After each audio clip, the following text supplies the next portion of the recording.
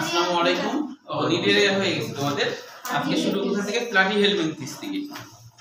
তাহলে দেখো এইখানে বাংলা কিন্তু দেয়াই আছে, আমরা বইয়ে বের করো প্লাটিহেলমিনথিস। পাইছো তো সবাই? তাহলে প্লাটিহেলমিনথিস এখানে আমাদের মনে রাখতে হবে যে এখানে কিন্তু বাংলা দেয়া আছে, তাই না? সাধারণত আমাকে বাংলা বলে দিতে হয়, আর এইখানে কিন্তু বাংলা দেয়াই আছে, সবকিছু দেওয়া আছে। হ্যাঁ, সবকিছু বাংলা দেয়নি, কিন্তু একটা কথা আছে। হ্যাঁ, প্লাটিস মানে চ্যাপ্টা, হেলমিনথিস মানে কিলো, মানে চ্যাপ্টা কিলো, বাংলা দেয়া আছে। মিনট হচ্ছে এই পর্বের নামকরণ করেন, এটা আমরা মনে রাখবো। আর বাংলাদেশে প্রাপ্ত প্রজাতির সংখ্যা 120টি। সংক্ষিপ্ত পরিস্থিতির মধ্যে আমাদের লাস্ট লাইনটা মনে রাখবো, সেটা হলো যে অনেক চ্যাপ্টা কিমি আনুগত্যিক, তবে 20 মিটার পর্যন্ত লম্বা, 30 মিটার, হ্যাঁ 30 মিটার পর্যন্ত লম্বা চ্যাপ্টা কিমির কথা জানা গেছে। পড়েছিলাম। ও আচ্ছা, তাহলে এবার আমরা বৈশিষ্ট্যে চলে আসি। সূত্র, হ্যাঁ সূত্র তো বলিনি না, বলিনি। আচ্ছা, সূত্রটা হলো প্লাটিহেলমিনথিস থেকেই আমরা পেয়ে যাব। প্লাটিহেলমিনথিস নাম থেকে আমরা 5টা বৈশিষ্ট্য পাবো, পরে আমি দেখাচ্ছি। হ্যাঁ, আচ্ছা এখন দেখো যে টিস্যু অঙ্গমাত্রার প্রথম 30 তৈরি প্রাণী। মনে রাখা খুব সোজা যে এটা হলো 3 নম্বর পর্ব না? প্লাটিহেলমিনথিস হলো 3 নম্বর পর্ব, তাহলে 30 তৈরি। এখান থেকে 30 তৈরি শুরু হলো, এরপরে সবগুলো কিন্তু 30 তৈরি। 3 নম্বর পর্ব থেকে 30 তৈরি শুরু হয়েছে, এরপরে সবগুলো 30। তার আগে 30 তৈরি। স্যার এটা একটা কমন বৈশিষ্ট্য। হ্যাঁ হ্যাঁ, একটা কমন, এটা একটা কমন বৈশিষ্ট্য হলো প্লাটিহেলমিনথিস থেকে একবারে শেষ পর্যন্ত সবাই 30 তৈরি, মানে কি ভ্রূণী অবস্থায় যাদের 3টে স্তর দেখা যায় তারা হলো 30 তৈরি। স্যার পরিফেরা আর নিডারিয়া দুটো 30 তৈরি ছিল না? নিডারিয়া 30 তৈরি ছিল, পরিফেরা কোনো স্তরই ছিল না, ওরা খালি কোষ দিয়ে গঠিত। ঠিক আছে এই। আচ্ছা, তাহলে এরা হচ্ছে টিস্যু অঙ্গমাত্রার প্রথম 30 তৈরি প্রাণী। দেহ নরম, দ্বিপার্শ্বীয় প্রতিসম, পাতা বা ফিতার মতো পৃষ্ঠ অঙ্গভাবে চাপা। এগুলো তো সমস্যা নাই, যেখান থেকে আমাদের মেইন সমস্যা সেগুলো আমরা ভালো করে আলোচনা করব। 2 নম্বরে দেখো দেহত্বক সিলিয়াযুক্ত এপিডার্মিস। এপিডার্মিস মানে কি? ডার্ম মানে ত্বক, ডার্ম মানে কি? ত্বক, ডার্ম মানে ত্বক, তাই না? এপিডার্মিস মানে বহিত্বক বোঝায়, এপিডার্মিস মানে বহিত্বক বা বাইরের ত্বক। এপি মানে বাইরে বোঝায়, এপি মানে কি বোঝায়? বাইরে বোঝায়। ডার্মিস মানে ত্বক, ডার্ম মানে ত্বক, সেখান থেকে ডার্মিস। তো তাহলে এপিডার্মিস হলো সিলিয়াযুক্ত। সিলিয়া বলতে বোঝায় সূক্ষ্ম চুলের মতো গঠন। সিলিয়ার বাংলা অর্থ হলো সূক্ষ্ম চুলের মতো গঠন, এরকম সূক্ষ্ম চুলের মতো গঠন, এটা হলো এপিডার্মিস। আচ্ছা, তারপরে দেখো যে অথবা কিউটিকলে আবৃত। এরা কিউটিকলে আবৃত হতে পারে। কিউটিকল কথাটা আসছে কিউটিন থেকে। কিউটিন মানে লিপিড জাতীয়, কিউটিন মানে লিপিড জাতীয়, অর্থাৎ হলো এদের এপিডার্মিসের বাইরে একটা অতিরিক্ত লিপিড জাতীয় আস্তরণ থাকে। হ্যাঁ, লিপিডের আস্তরণ থাকে। যদিও লিপিডের পরিমাণ বেশি, তবে এখানে কিন্তু যে প্রোটিনও থাকতে পারে, আবার হচ্ছে শর্করাও থাকতে পারে। তবে লিপিড বেশি থাকার কারণে এটা লিপিড জাতীয় আমরা বলি। লিপিড জাতীয় কি? লিপিড জাতীয় পদার্থ বলতে তেল চর্বি জাতীয় পদার্থ। হ্যাঁ, এই। এরপরে 30 তৈরি প্রাণী হলো 30 তৈরি হওয়ার পরে অ্যাক্সিলেমেন্ট। মনে আছে তো? এ মানে অ্যাবসেন্ট, এ মানে অ্যাবসেন্ট মানে সিলোমবিহীন। এটা তোমরা আগে জানো। একমাত্র পরিপাক নালী ছাড়া অন্তস্থ আর কোনো গহ্বর নেই এদের। হলো যেমন আমরা জানি যে সিলোম থাকা, সেরকম সিলোম টিলোম এদের নাই। তার মানে শুধু পরিপাক নালীর এখানে গহ্বর আছে। বিভিন্ন অঙ্গের মাঝে ফাঁকা স্থানগুলো প্যারেনকাইমোলা। প্যারেন মানে তরলপূর্ণ বোঝায়। হ্যাঁ, প্যারেন মানে তরলপূর্ণ কোষ, তরলপূর্ণ কোষ, যে কোষগুলোতে অনেক বেশি তরল থাকে। অথবা এদেরকে মেসেনকাইমও বলা হয়। মেসেনকাইম মানে মেসেন মানে মাঝে, অর্থাৎ হলো বিভিন্ন কোষের মাঝে মাঝে যে কোষগুলো থাকে সেটাকে মেসেনকাইম বলা হচ্ছে। মেসেনকাইমগুলো তরলপূর্ণ এবং আকৃতিতে বড় হয়, এবং আকৃতিতে কি হয়? বড় হয়। বড় বড়, হ্যাঁ, বড় বড় কোষগুলোকে আমরা আসলে মেসেনকাইম বলি। বড় বড় কোষগুলোকে আমরা মেসেনকাইম বলি। মেসেন মানে মাঝে বোঝায়, মেসেন মানে মাঝে, কাইম মানে বড় কোষ বোঝায়। পোষক দেহে সংযুক্তির জন্য অনেক ক্ষেত্রে বাহ্যিক চোষক বা হুক থাকে।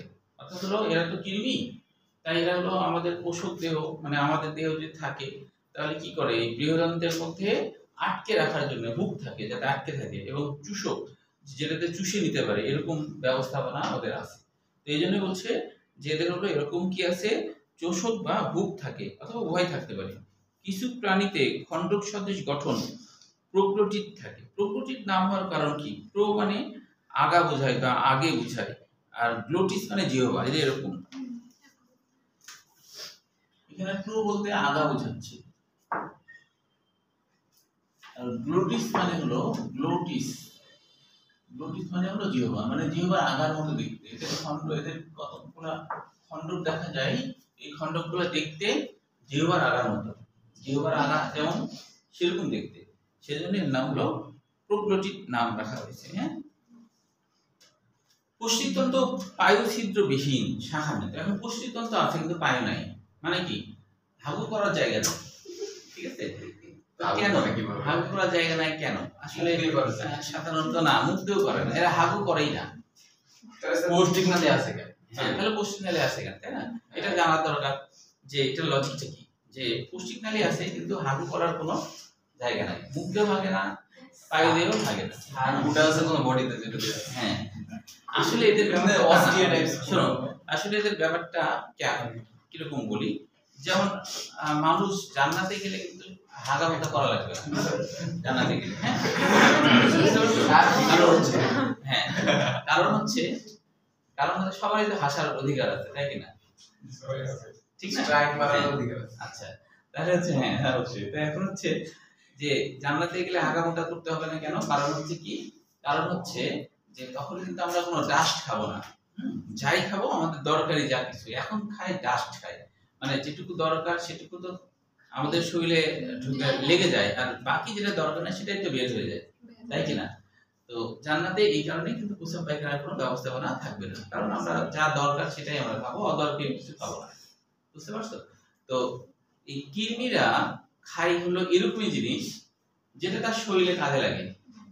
ঠিক আছে, মানে ওরা তো মনে করো আমাদের মতো ভাত রুটি তরকারি এসব খায় না, এর মধ্যে যেটা দরকার সেটা নিয়ে আসবে, আর যেটা দরকার না বের করে দেয়া। তো ওরা খায় হলো সরাসরি পুষ্টি খায় আমাদের রক্ত থেকে, আমাদের পরিপাক তন্ত্রের বৃহদান্ত্র থেকে, জাস্ট যেটা পরিপাক হয়ে গেছে আমাদের শরীরে, পরিপাক হয়ে গেছে, পরিপাক হয়ে যাওয়ার পরে যে পুষ্টিগুলো আছে সেটাই নিচ্ছে। তা আমাদের পরিপাক তন্ত্রের ব্যবস্থাপনা থাকে, মুখ এবং পায়ু আছে, তাই না? আমাদের হাগা মুতা করতে হয় কেন? কারণ আমাদের হচ্ছে যে অপ্রয়োজনীয় জিনিসগুলো বের করতে হবে। আচ্ছা, বের করতে হবে না, ওর তো বের করতে হবে না। হ্যাঁ, আমাদের বডিতে যে জিনগুলো আছে, ওই জিনের পরিবর্তনের মাধ্যমে কোনোভাবে কি আমরা এরকম কিছুতে আগ্রহ হবো যে আমরা জাস্ট পুষ্টিটা খাইতেছি কিন্তু অন্যান্য কিছু খাইতেছি না, বাড়তি কিছু নিতেছি, জাস্ট পুষ্টিটা নিতেছি ক্রিমের মতো, এরকম কি করা সম্ভব? এরকম তো জিন এমনিতে এদের এটিপি ক্যাপসুল আছে। হ্যাঁ, এটিপি ক্যাপসুল একটা খেলে তোমার 22 দিন খেতে হবে না, এরকম কিছু কিছু আবিষ্কার হয়েছে। হ্যাঁ, কিন্তু হলো পরিপাক তন্ত্রের একটা সিস্টেম যে প্রতিনিয়ত কাজ করে করে অভ্যস্ত, তো এরকম জাতীয় জিনিস তুমি খেয়ে থাকতে পারবা, কিন্তু পরিপাক তন্ত্র তো অপেক্ষা করবে খাদ্য খাবারের জন্য, ও তখন অ্যাসিড ক্ষরণ করতে থাকবে, অ্যাসিডিটি হবে, নানান সমস্যা তৈরি হবে। পরিপাক তন্ত্র যদি হাওয়া করে দেওয়া যায় তাহলে হয়তো হাওয়া তো হয়ে যাবে স্যার। হ্যাঁ, এরকম যদি করা যায়। তো কৃমিটা খাই হলো শুধুমাত্র পুষ্টি। ঠিক আছে, তাহলে হজম তো আগেই আমরা করে ফেলেছি, তাই না? বা বিভিন্ন প্রাণীতে হজম হয়ে গেছে, হয়ে যাওয়ার পর যেটা দরকারি জিনিস সেটা কি আমাদের রক্তে মিশে যায় না? তাহলে এই দরকারি জিনিসটাও কিন্তু নিচ্ছে। বুঝতে পারছো? পরিপাক তন্ত্রে নিয়ে নিল, নিয়ে ওটা রক্তের মধ্যে মিশাই দিচ্ছে। তাহলে ওর তো কোনো ইয়ে দরকার নাই, ওর তো কোনো আবার অতিরিক্ত ভাবে বের করে দেওয়ার দরকার নাই। দরকার আছে?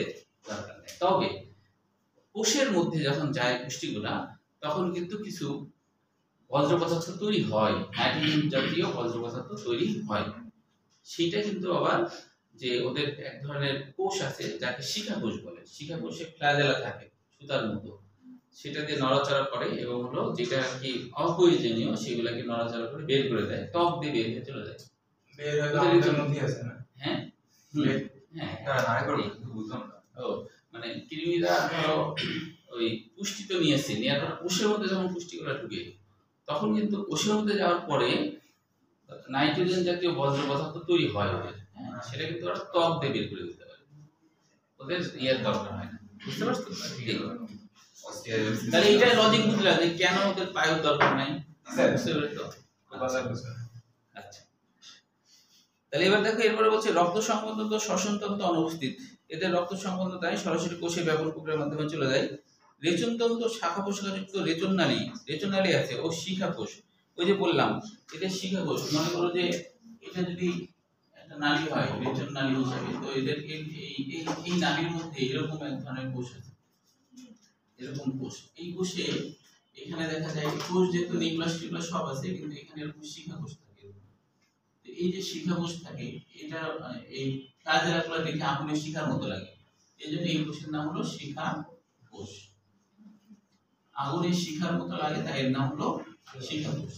তো এরকম রেচন নালীর সাথে শিখা কোষ করে কি, এই কোষগুলোর কাজ হলো যে যখন হচ্ছে বজ্র পদার্থগুলোকে এরকম করে সরাই দিতে থাকে, মানে ওর কাজ হলো বজ্র পদার্থ ভারী পদার্থগুলো যেটা দরকার নাই কাজেরা নড়াচড়া করে ওগুলো সরাই দেয়, ফেলে দেয়, ফেলে কোষের বাইরের দিকে দিয়ে দেয়, বাইরের দিকে দিলে বাইরের দিকে এটা অটোমেটিক্যালি ত্বক দিয়ে বের হয়ে চলে যায়।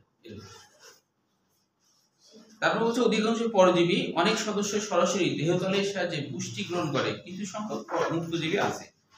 প্রজনন যৌন প্রকৃতির উভয় লিঙ্গ নিষেধ অভ্যন্তরীণ এবং পরিস্ফুটন প্রত্যক্ষ হতে পারে, পরোক্ষ হতে পারে। এর আগে বলেছিলাম প্রত্যক্ষ আর পরোক্ষ, মনে আছে? বলো প্রত্যক্ষ কি পরোক্ষ কি কার মনে আছে? একই প্রজাতির দুইজনের মিলনের মাধ্যমে যে জন্মগ্রহণ করে। জন্মগ্রহণ না, প্রত্যক্ষ আর পরোক্ষ বাচ্চা যে হলো সেটা মানে ডাইরেক্ট মা বাবার মতোই হয়।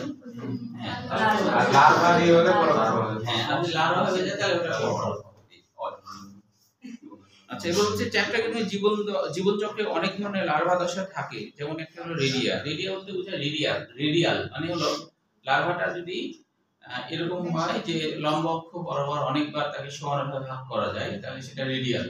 তো লার্ভাটা দেখতে রেডিয়াল হয়, মানে লম্ব অক্ষ বরাবর যাকে অনেকবার সমানভাবে ভাগ করা যায়, এটা হলো রেডিয়াল।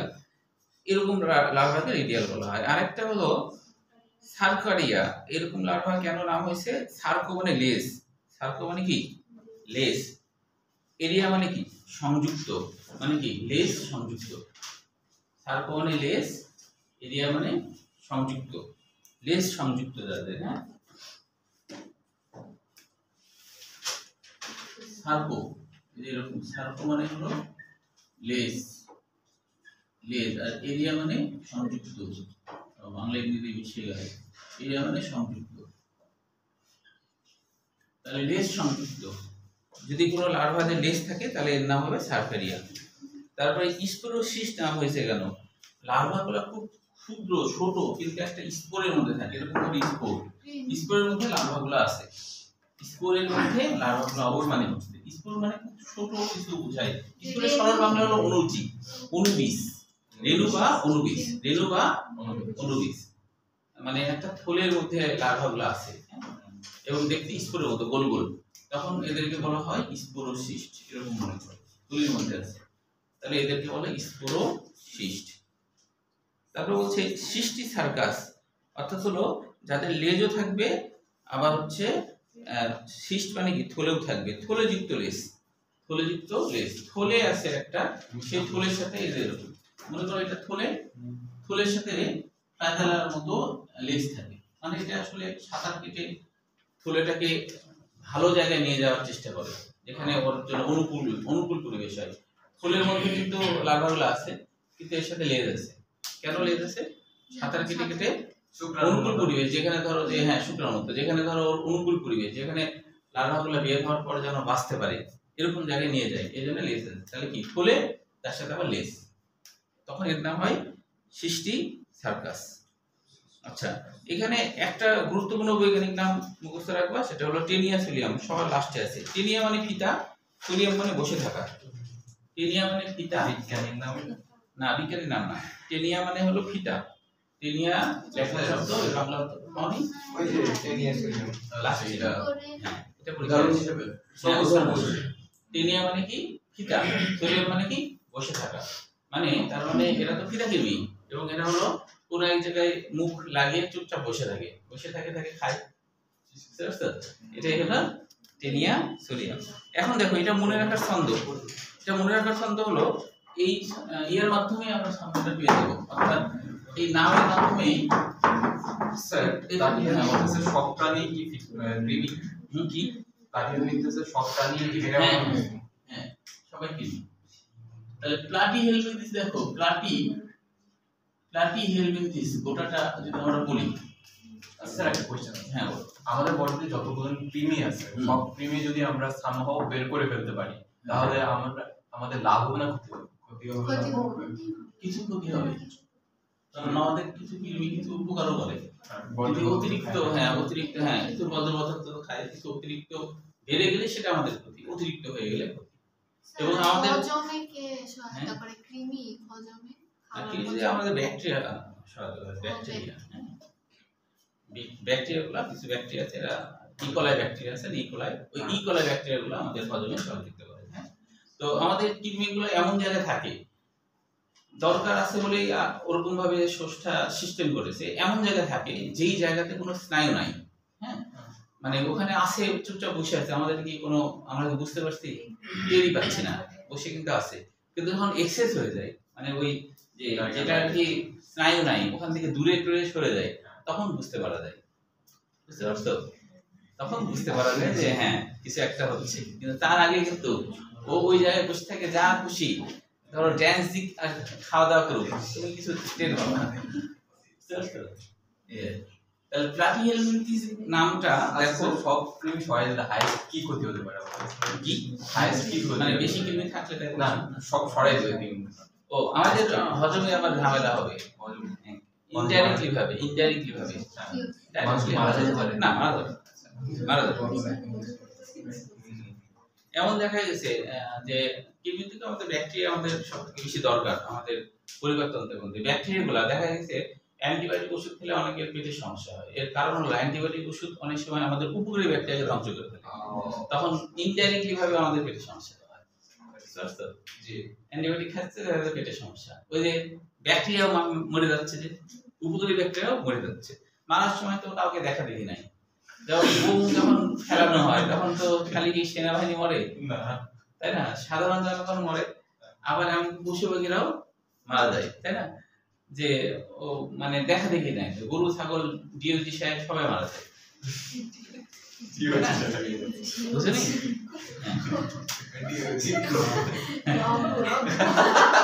কেউ এতক্ষণ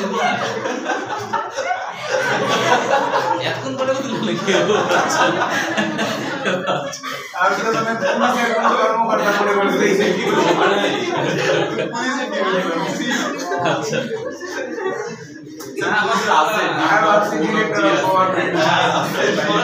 ওর নাম নিলাম না, তোমরা আমার নাম দিলে মাইন্ড করতে পারো, কারণে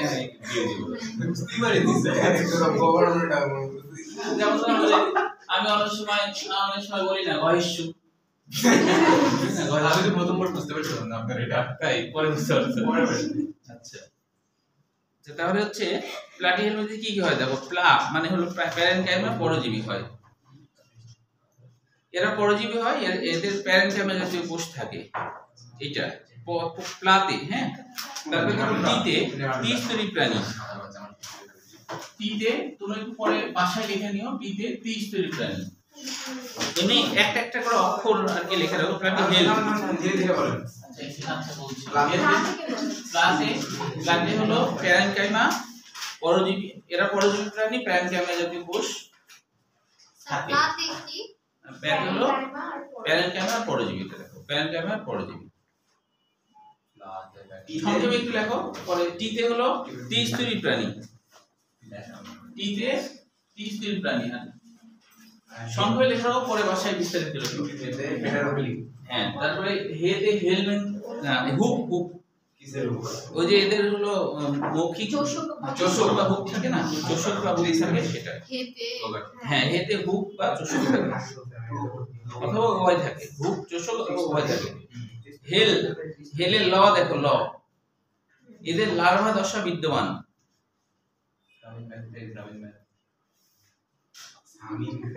প্লাটিহেলমিন, এবার মিন, হ্যাঁ, মিনে হলো ওই যে মেসেনকাইম এবং মুক্তজীবীও হতে পারে, এদের কেউ কেউ মুক্তজীবী হয়, তাহলে মেসেনকাইম অথবা মুক্তজীবী।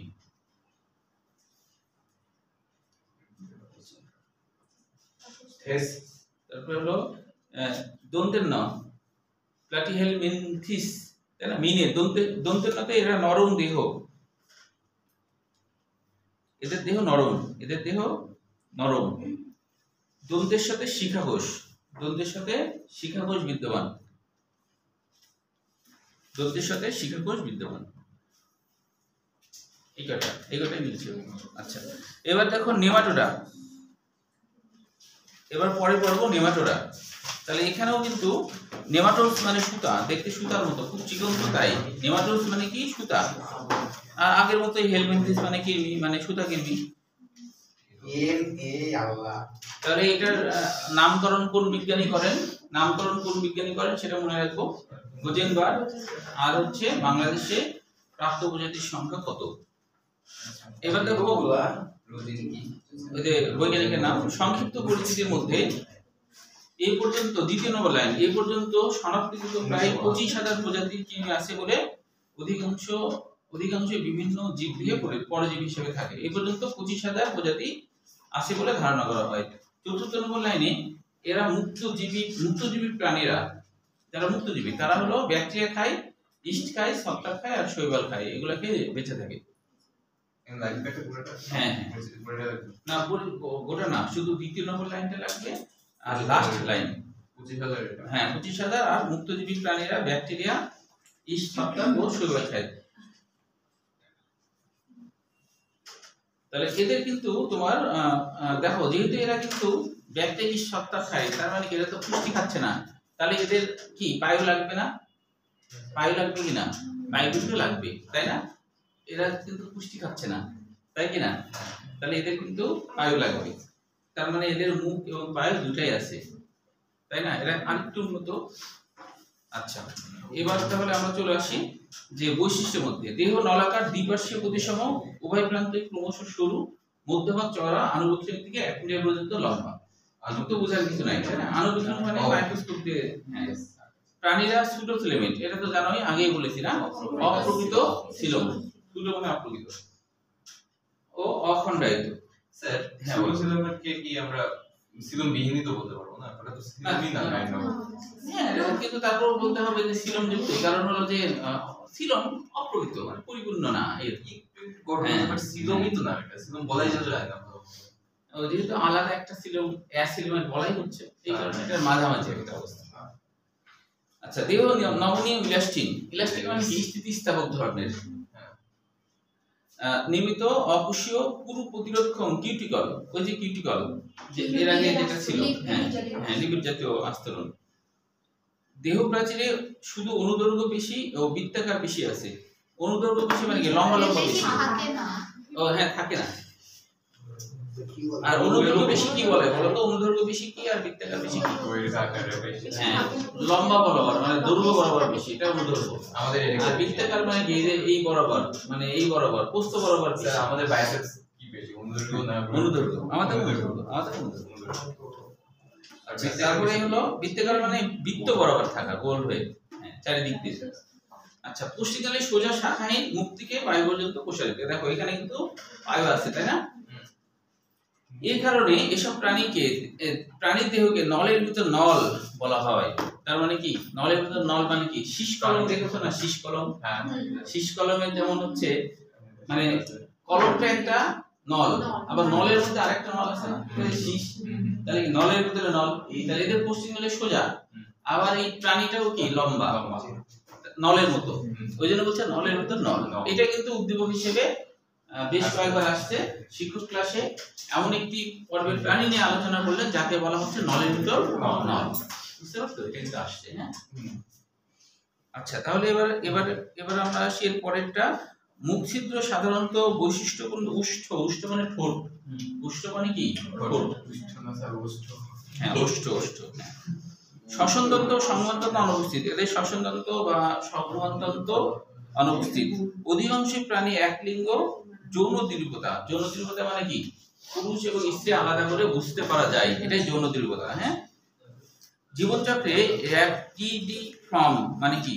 র্যাপটি মানে রড, র্যাপটি মানে র্যাপটি মানে কি? রড, র্যাপটি মানে রডের মতো দেখতে। ফর্ম মানে আকার, ফর্ম মানে কি? আকার, রড আকার, ফর্ম মানে কি? আকার, রড আকার। হ্যাঁ, অথবা মাইক্রোফাইলেরিয়া। ফাইলেরিয়া মানে দণ্ড বোঝায়, মাইক্রো মানে কি ছোট, ছোট দণ্ডের মতো। ফাইলেরিয়া মানে দণ্ড, মাইক্রো মানে কি ছোট, মাইক্রো মানে ছোট। এই মাইক্রোফাইলেরিয়া গুলো আমাদের গোদরোগ সৃষ্টি করে, এমনি জেনে রাখো। মাইক্রোফাইলেরিয়া গুলো আমাদের গোদরোগ সৃষ্টি করতে পারে। গোদরোগ মানে হলো এর বাংলা অর্থ পদস্ফীতি, গোদরোগের বাংলা অর্থ পদস্ফীতি, পা ফুলে যায়। আর যে এলিফ্যান্টিস রোগও বলা হয়, এলিফ্যান্টিস মানে ওই যে হাতির মতো পা হয়ে যায়। না না,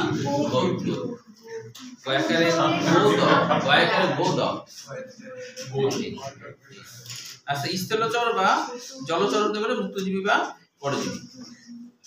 আচ্ছা, এখন দেখো এটা আমরা মনে রাখার ছন্দটা, এটা অবশ্য নাম দিয়ে হয়নি, এটা নাম করেছি আমি এইভাবে, যেই লাউ সেই কুল।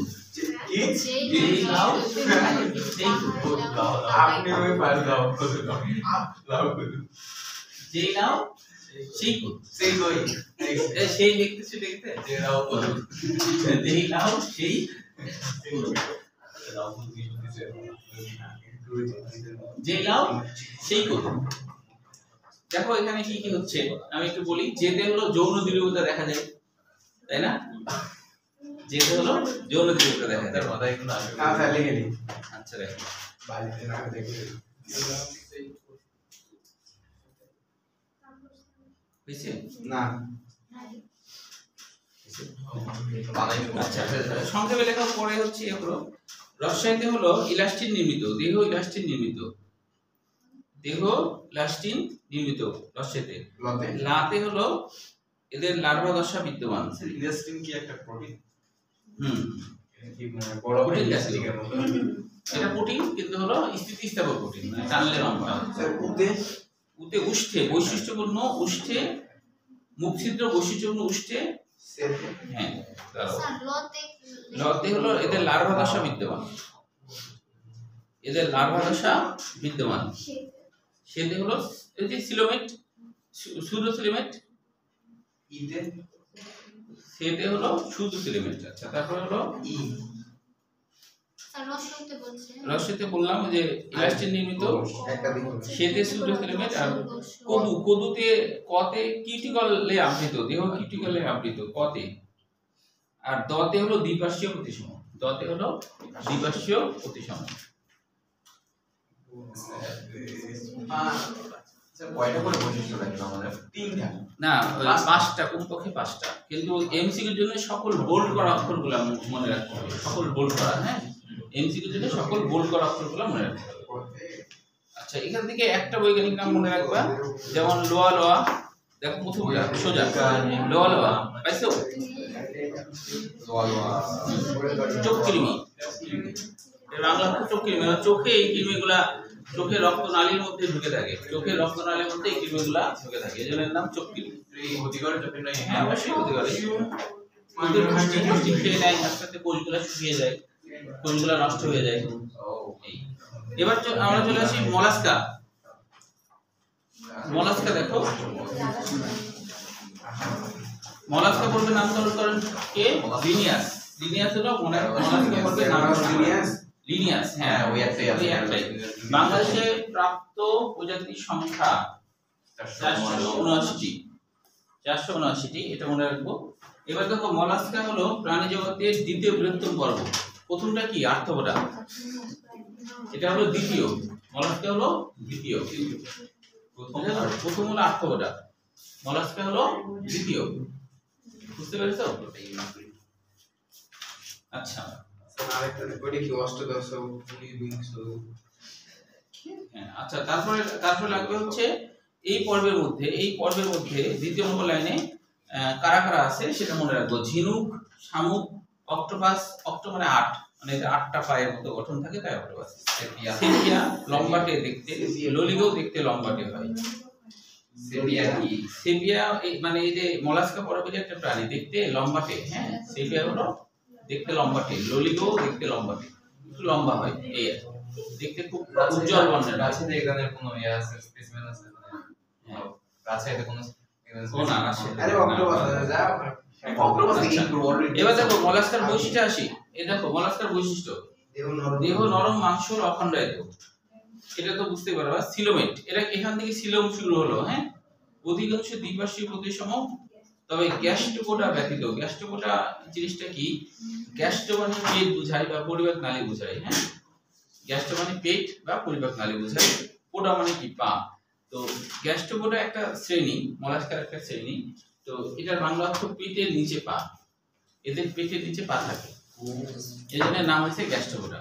এদের পেটের নিচে পা থাকে, তাই এদের নাম হয়েছে পেটের নিচে পা মানে কেমন? মানে ধরো যেমন এখানে আমরা ধরো মলাস্কাতে, হ্যাঁ, যে একবারে পেট বরাবর নাই, ধরো দেখো প্রান্তে আছে, এদের মাংসল পাট আছে প্রান্তে, আর এদের একবারে পেট বরাবর পা থাকে, এই জন্য এর নামটা গ্যাস্ট্রোপোডা হয়েছে। এই জন্য পেট আর পা একসাথে।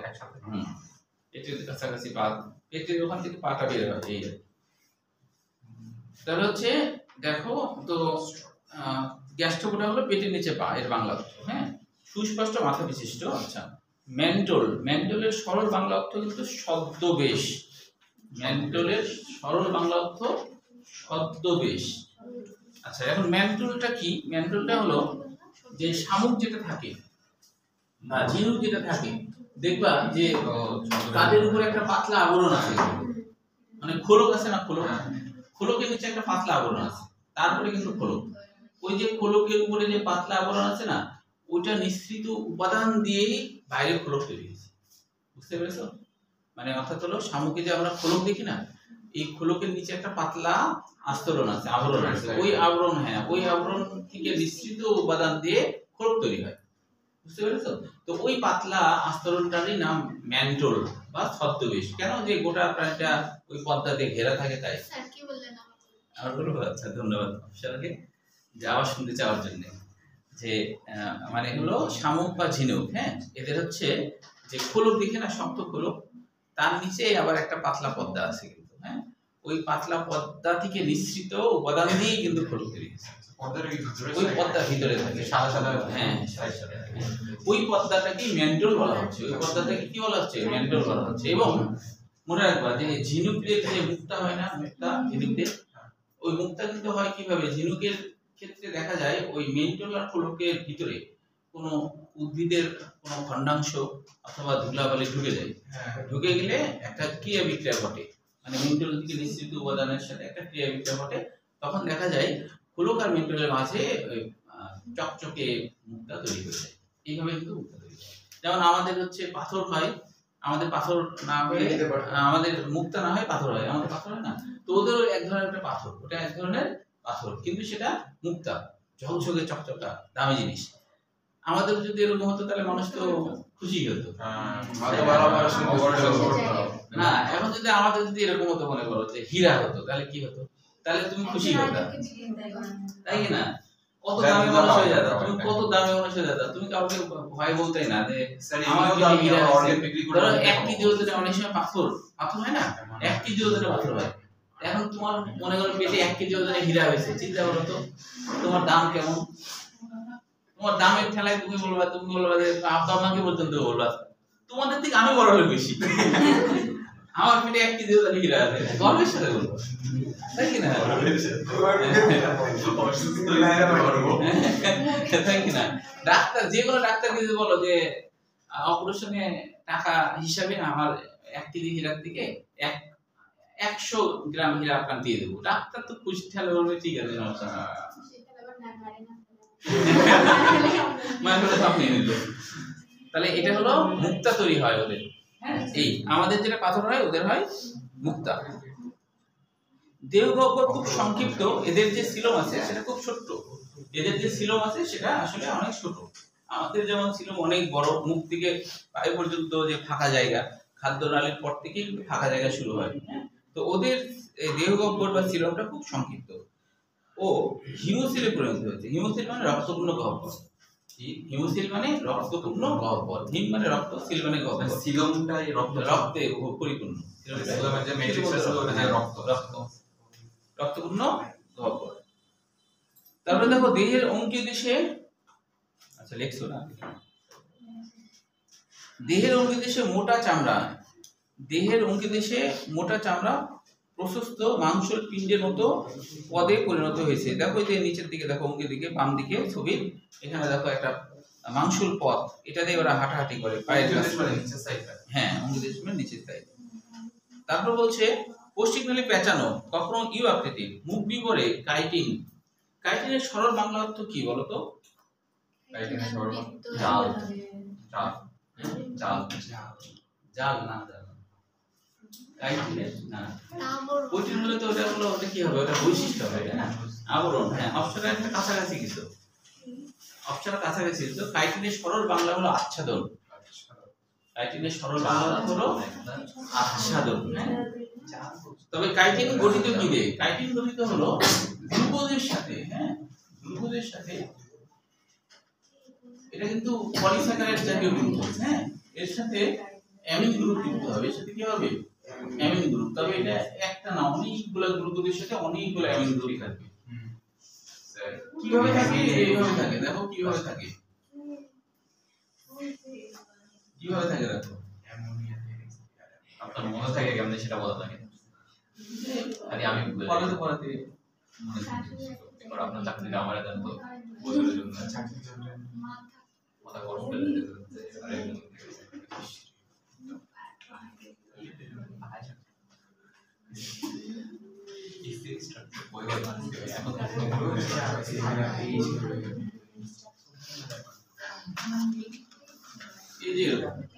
এই দেখো এখানে অ্যামিন গ্রুপ, এখানে তো ওইস নাই, এখানে কি আছে? Amine group. এইভাবে অনেকগুলো গ্লুকোজের সাথে অনেকগুলো অ্যামিন গ্রুপ থাকে, তখন এর নাম হবে কাইটিন পেন্টোজ সুগার। হ্যাঁ, না, এটা হেক্সোজ সুগার। হেক্সোজ সুগার এরকম অনেকগুলো হলে তখন এর নাম হবে কি? যে কাইটিন। তখন এর নাম হবে কি? কাইটিন। স্যার আপনি সরে না চলে দেখবেন।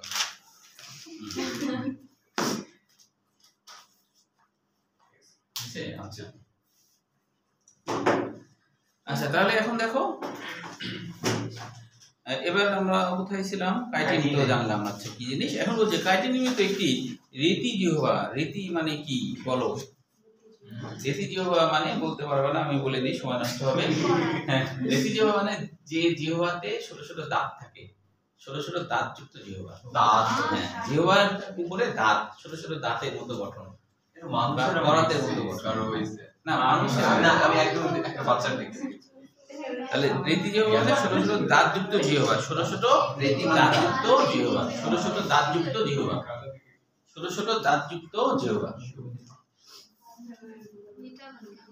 আচ্ছা, এরপরে দেখো ছোট ছোট দাঁত যুক্ত জিহ্বা গেল। এবার এরপরে আমরা কোথায় কোথায় আছি? আচ্ছা, এরপরে রক্তে হিমোসায়ানিন বিভালিয়া কি? ওই বিভালিয়া।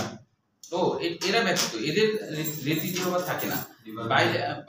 বাইভালভিয়া বলতে বোঝাই এদের হচ্ছে দুইটা, মানে এরা এমন এক ধরনের প্রাণী, দুইটা লেজের মতো গঠন থাকে। এদের যে ওই মাংসল পথ যেটা, সেটা হলো দুইটা থাকে, মাংসল পথ দুইটা থাকে, লেজের মতো লাগে দেখতে। প্রজাতি এটা? হ্যাঁ, এটা প্রজাতি।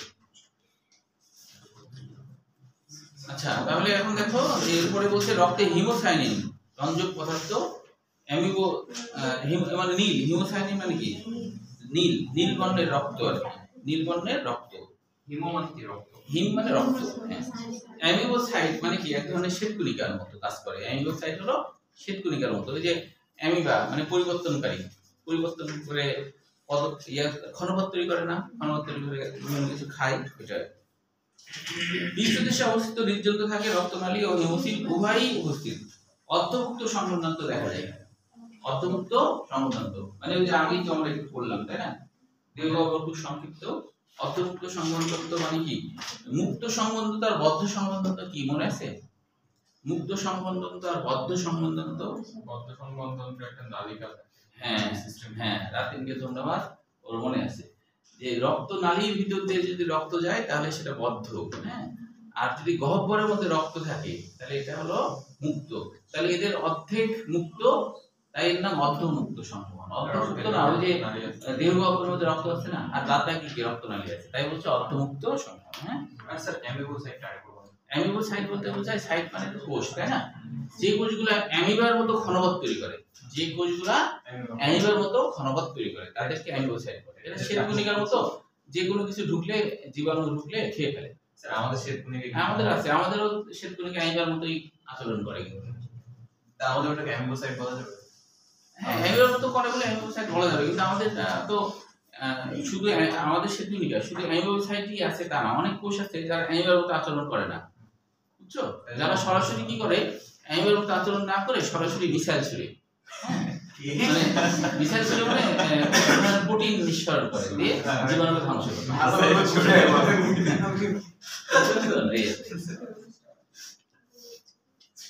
মানে কোনো জীবাণু দেখলে হ্যাঁ ও অ্যামিবার মতো ক্ষণবাদ তৈরি করবে না, চুপ করে থেকে সাই সাই করে মানে মারবে, দিয়ে ওই জীবাণুর 12টা বাজায় দিবে। হ্যাঁ কোষ প্রাচীর টাচীর সব ভাঙিয়ে ভুঙে ডিএনএ মিনে সব ভাঙিয়ে তছনছ করে দেবে। আমাদের শ্বেতকুণিকা এরকম আছে। আচ্ছা তাহলে এখন দেখো এরপরে হলো বলছে হলো এরপরে ফুলকা ও ম্যান্টল পদ্মা দিয়ে শ্বসন সম্পূর্ণ হয়।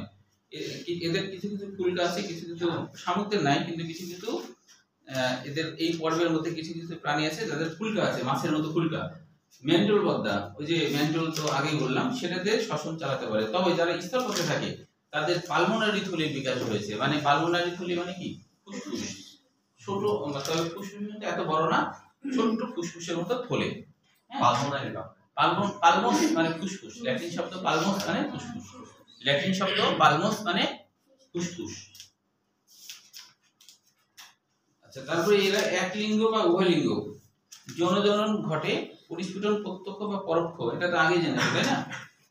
জীবন চক্রে টোকোফোর লার্ভা বিদ্যমান। টোকোফোর, টোকো মানে চাকা, টোকো মানে কি চাকা বা চলনাঙ্গ, টোকো, টোকো মানে চাকা বা চলনাঙ্গ, চলনাঙ্গ, চাকা বা চলনাঙ্গ, চলনাঙ্গ।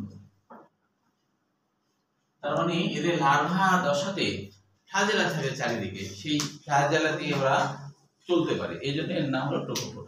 ফোর কথাটা আসছে ফেরা থেকে, ফেরা মানে বহনকারী। ফোর কথাটা আসছে ফেরা থেকে, ফেরা মানে কি বহনকারী, ফেরা মানে বহনকারী, ফেরা মানে বহনকারী। অর্থগুলো নোট করে রাখতে হবে, মানে বাংলা মনে থাকলে বেশি মনে থাকবে। হ্যাঁ এর নোট রাখতে হবে। কি জাতীয় কোষ? হ্যাঁ বলো কি? চাকা বা চলনাঙ্গ। ও টোকো মানে চলনাঙ্গ বা চাকাও বোঝায়। হ্যাঁ টোকো মানে চলনাঙ্গ বোঝায়, চাকাও বোঝায়। এখানে তো চাকা আসলে না, ফ্লাজেলাগুলো চলাচল করতে সাহায্য করে, তাই এখানে চলনাঙ্গই নাম হবে। মানে ফ্লাজেলা সমষ্টিকে একসাথে বলতে হ্যাঁ চলনাঙ্গ, যেটাতে চলাচল করে সেটাকে চলনাঙ্গ বলবো না? যেমন আমাদের চলনাঙ্গ আমাদের পা, পা দিয়ে আমরা চলাচল করছি, চলাচল তো হচ্ছে। সবসময় কি চাকা দিয়ে চলে না অন্য কিছু দিয়ে চলে? যেমন আমরা পা দিয়ে চলছি। আমাদের যদি আমাদের ষষ্ঠে যদি এরকম করতো, মনে করো আমাদের পা না দিয়ে, হ্যাঁ শুধু চাকা দিতে, মনে করো পা না দিয়ে শুধু চাকা দিত, তাহলে কত ঝামেলা হতো জানো? তুমি সিঁড়ি বাইরে উঠতে পারতা না, লাফাম নবী, তাহলে সিঁড়ির নিচে হুমড়া তোলার মতো কিছু থাকতো। আমরা সিঁড়ি তো একদমই না, তখন সরাসরি ওটাতে তো কেউ একবার দৌড়ে চালাতে যাচ্ছে আর নামতে যাচ্ছে, ধাক্কা মাক্কা লাগতো, অনেক ঝামেলা। চাকা জিনিস তো তোমার হুট করে থামানো যাবে না, হুট করে থামানো যাবে, চাকা তো ঘুরতেই থাকবে, তাই না? Hydraulic break. তাহলে আজকে বলুন এই এত তাড়াতাড়ি পর্যন্ত বলুন, 12টা বাজে গেছে, নামাজ পড়তে হবে। আচ্ছা দাও, এটা তো শেষ করে আগে, শেষ হয়নি। তারপরে দেখো টোকোফোর এরকম থাকে, অথবা ভেলিজার থাকে। ভেলিজার কথাটার বাংলা অর্থ কি? ভেলিজার কথাটা আসছে ভেলাম থেকে, ভেলাম, ভেলিজার কথাটা আসছে কোথা থেকে? ভেলাম থেকে। ভেলাম মানে বৈঠা, ভেলাম মানে বৈঠা, বৈঠা মানে বৈঠা যেমন দেখতে, মানে গোটা লার্ভাতে একটা বৈঠা আছে, ওই বৈঠাটাই এরকম এরকম করতে থাকে। ওই যে নৌকা চালানোর সময় যেমন বাড়ি খাতে থাকে, ওই বাড়ি খায় আর চলে, বাড়ি খায় আর চলে, এটা হলো বৈঠা। ঠিক আছে?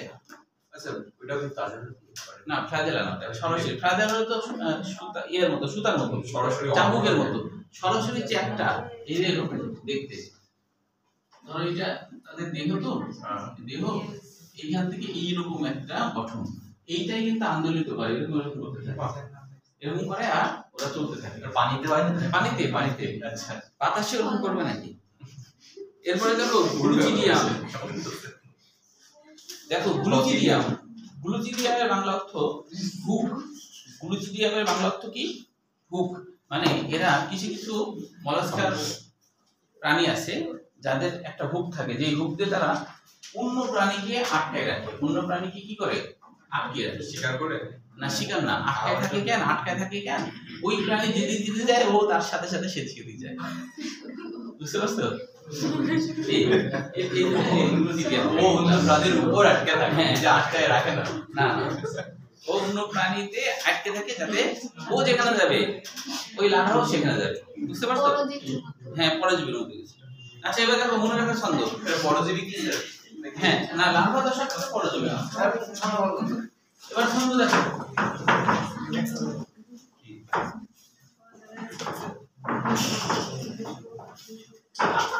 এবার দেখো ছন্দটা কি। ছন্দ হলো, ছন্দটা অন্যরকম।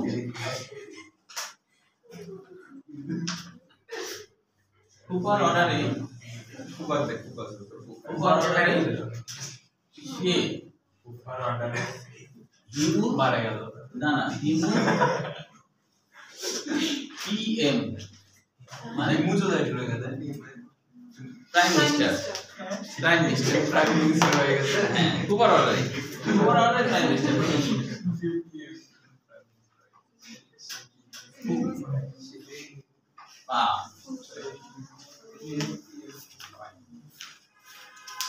দেখো ফতে হলো ফুলকা ও ম্যান্ডল পদ্ধতি দ্বারা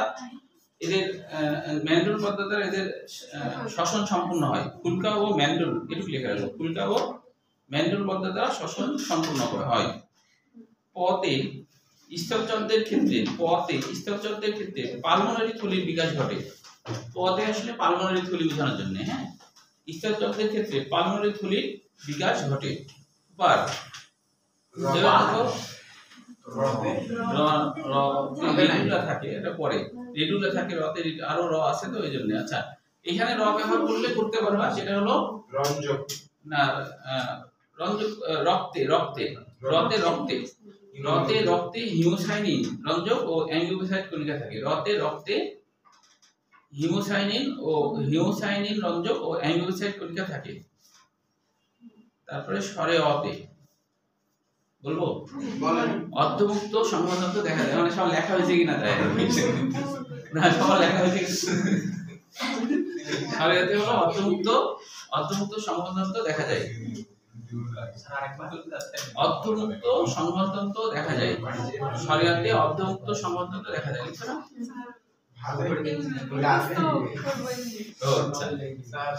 হ্যাঁ, অর্ধমুক্ত। আচ্ছা, তারপরে দেখো ডতে এরা ডিম পারে।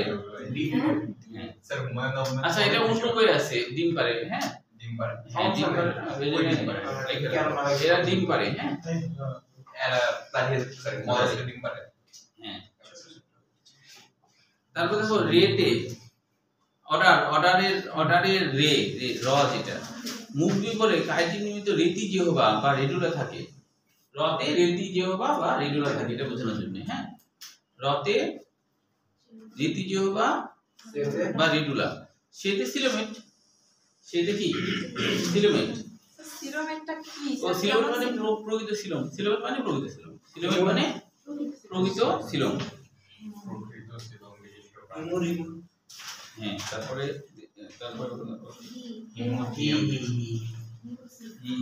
হি না, দাঁড়াও। আচ্ছা, হিতে তো ওই যে এর আগে একবার মিলে হয়ে গেছে, আবারও এটা হিমোসাইনিন মনে রাখতে পারো। তবে এরপর এটা দেখো, ওটা বাদ দাও, তাহলে হিটা বাদ দাও। এবার হলো মতে মেন্টল নামক পাতলা আবরণে দেহ আবৃত। মতে মেন্টল নামক পাতলা আবরণে দেহ আবৃত। আচ্ছা, দাঁড়াও দেখি র আছে কিনা। রক্তের রক্তনালী মনে রাখতে পারো। পৃষ্ঠদেশে অবস্থিত হৃদযন্ত্র, রক্তনালী ও হিমোসিল উভয়ই উপস্থিত রতে। পিতে এরা প্রায় সামুদ্রিক। মানে অধিকাংশই সামুদ্রিক, সেটাকেই আমরা প্রায় মনে রাখবো। ওই দাঁড়াও, সবার স্যার আমাকে একটু বলে দেন, আমার লেখা দিবেন না, ওই যে অনেকের যে হচ্ছে না। প্রায় সামুদ্রিক।